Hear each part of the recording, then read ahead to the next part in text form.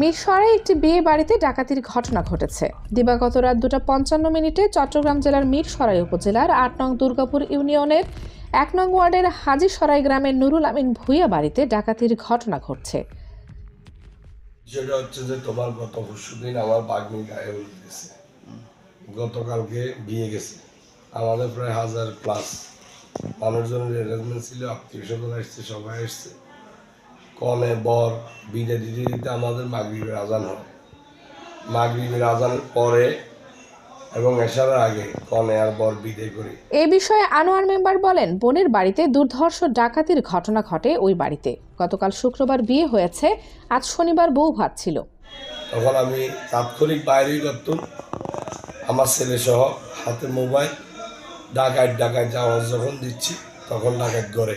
বিয়ের পরের দিন গত রাতে 10 থেকে 15 জন ডাকাতের দল ডাকাতি করে মেহমান আর পরিবারের মানুষের মিলিয়ে 10 থেকে 15 ভরি স্বর্ণালংকার, মোবাইল ফোন, নগদ টাকা ডাকাতি করে নিয়ে গেছে।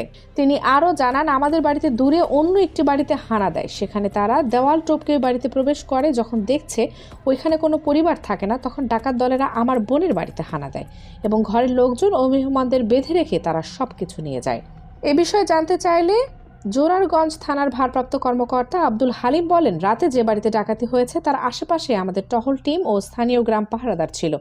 খবর পেয়ে আমরা দ্রুত সাড়া দিলে ডাকাত দল বাড়ির পেছনে ধান ক্ষেত দিয়ে পালিয়ে যায়। ডাকাতরা দরজা ভেঙে ঘরে ঢুকলেও আবার দ্রুত সটকে পড়ে। এরা মহাসড়ক কেন্দ্রিক একটি ডাকাত চক্র, আশেপাশের বাড়িতে ঢুকে ডাকাতি করে আবার চলে যায়। আমরা ডাকাত চক্রটিকে গ্রেপ্তারের চেষ্টা করছি।